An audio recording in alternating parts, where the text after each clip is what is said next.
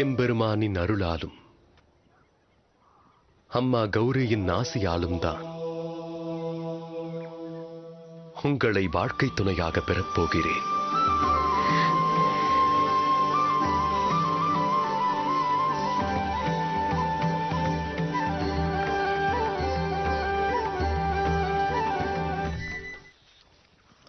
ஒன்று கேட்கலாமா?